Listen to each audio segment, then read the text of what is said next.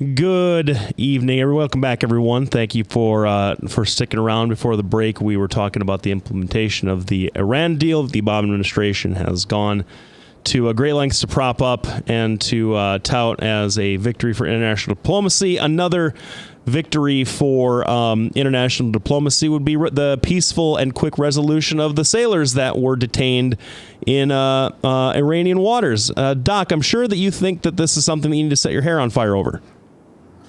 You know, you and I are actually going to agree on this one. I got a lot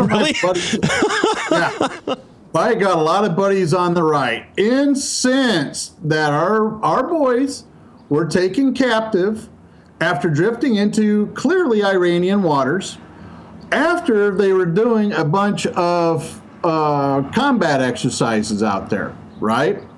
And well, we don't know why they're. I think that I'm sorry to interrupt you there, but we haven't got a straight answer from the Department of Defense on why they were there in the first place, I don't think. Well, ostensibly the excuse is they're out there doing drills and whatever else, war games, however you want to do it. And they lost power in one of their engines. And in the course of trying to help, they drifted into Iranian waters. And, of course, it's not like they're over there and they're not seen. I mean, the Iranian Navy is sitting there watching them. Right? Mm-hmm. And so the Iranians know where their water is, where their international boundary is. So they come in, they get grabbed, they're taken on board, they're treated as prisoners, right? They're made to kneel. You got to make a video, all the typical propaganda BS that goes along with, dealing with dictators. Very clear violations of international law about how to treat captives. Absolutely. Yeah. So they're all in an uproar, and I don't blame them. I'm in an uproar too.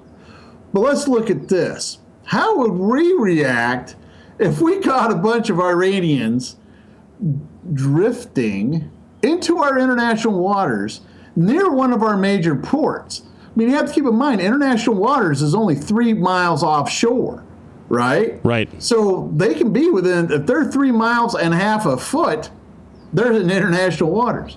So here they are, 3 miles from shore, near a major port. These guys are not just, your average deck swabbers. They're in special operations boats. I'm betting they were special operations people because they haven't said that one way or another. And they get captured. Well, here's the thing. What would we do? We would go like, what are they doing there? We'd say, hey, listen, you can't be here. You guys are in international waters. You guys are from an unfriendly nation. We're going to take you on board. We're going to keep you a lot longer. The United States would have kept them a lot longer and have kept people a lot longer. Yes, we have. And the bottom line is for the Iranians, this was, all right, we got our tape. We're going to let you go. All right, since America has a policy of not exchanging prisoners after dark, we're going to keep them overnight.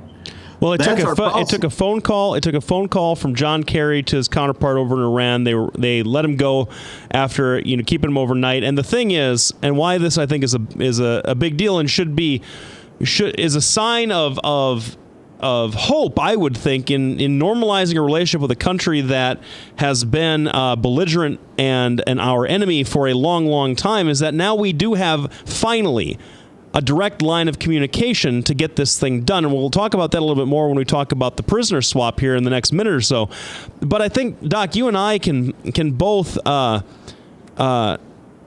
we can both agree that this is a lot better than a couple of years ago when Ahmadinejad was in power and 13 British sailors were taken captive. There was no direct communication between those two administrations, and they were kept for 13 days and made to dress like him and then released.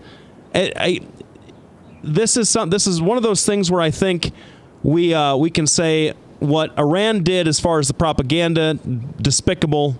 We're clearly not allies. We're not friends with them yet, but the chest thumping and the vitriol spewed by some folks. I think some folks on the right overplayed their hand. I think guys like you, Doc, who recognize that this could have been so much worse, and has in fact in years past been a lot worse, can be thankful that those troops are back home and it didn't lead to anything more serious than a video or two. Yeah, and the truth of the matter is, I'm gonna say I'm not gonna be holding out hope because they just had their sanctions released. Maybe they were in a good mood, but this could have gone a whole lot worse.